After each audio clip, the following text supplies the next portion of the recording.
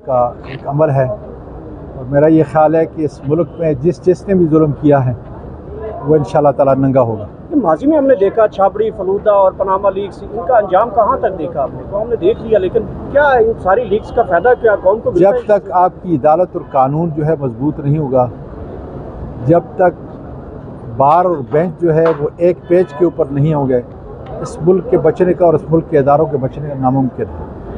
इसलिए ये मुल्क जो है लूट के जाते हैं, वो जर्नैल हैं, वो जज हैं, वो सियासतदान हैं या किसी और तबके से ताल्लुक़ रखते हैं और उनको किसी किस्म की कोई सज़ा नहीं। इसलिए मैंने कहा था उस वक़्त जनरल बाजवा को कि अगर पांडे जो है उसकी जायदाद 29 लाख रुपए है तो तुम्हारे 12 अरब रुपए कैसे बन गए? के में आप जलसे में इतने अबदीदा क्यों थे? आपके वो आंसू इमरान खान से क्या याद आया था? इमरान खान से मोहब्बत है पूरे मुल्क को, वो खा बूढ़ा हो या बच्चा हो, उसकी ज़ात से नहीं उसके नज़रिए से। ये गलत, ये तासर ना जाए, उसकी ज़ात से नहीं उसके नज़रिए से है। और यकीन करें कि इमरान खान हर फौजी के दिल की जीनत है, हर फौजी के दिल की धड़कन है। इसलिए मैं ये कहता हूँ कि हमारी फ़ौज को ज़िल्लत और रसवाई की हद तक न पहुँचाया जाए। इससे पाकिस्तान का रिश्ता जुड़ा हुआ है।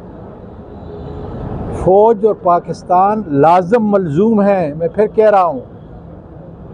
इसलिए चंद लोग खुदारा इस फ़ौज की इज़्ज़त और तौक़ीर जानें, इन इदारों की तौक़ीर को जानें। जजों के साथ जो चंद महसूस लोगों ने किया, उसकी वजह से हमारी फ़ौज बदनाम हो रही। इसलिए मुझे दुख और दर्द है। यही वो नज़रिया है जिसके ऊपर इमरान खान बात बार कह रहा है कि क्या हम कोई ग़ुलाम हैं। इसलिए ये आज़ादी की जद्दोजहद जो है हर वकील, हर पाकिस्तानी, हर बेटी, हर माँ के दिल में है।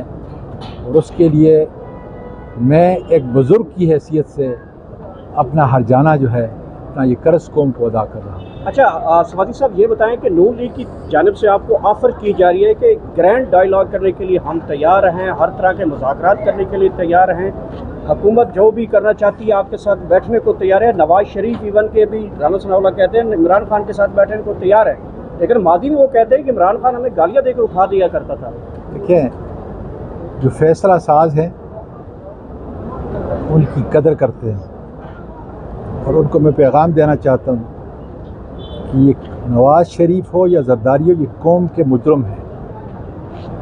इन्होंने मेरे मुल्क को 40 साल तक लूटा है। इनके साथ क्या डायलॉग करेंगे? इसलिए डायलॉग उनके साथ करेंगे जिनके पास कोई कुव्वत है, ताकत है, इस्तेदाद है इस मुल्क को ठीक करने की।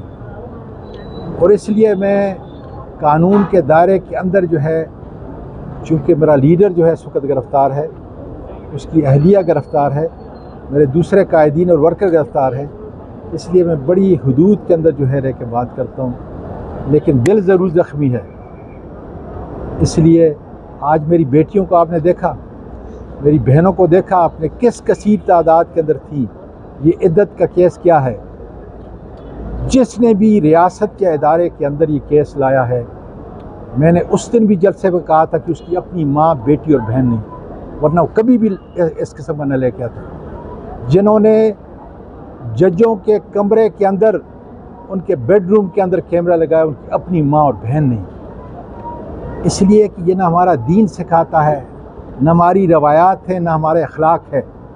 और जब कोई कौम या उसका लीडर या उसका फ़र्द अखलाक से गिर जाए, उस कौम का कोई मुस्तकबिल नहीं। इसलिए इमरान खान एक आवाज़ है, एक नज़रिया है और वो पाकिस्तान की इज़्ज़त है।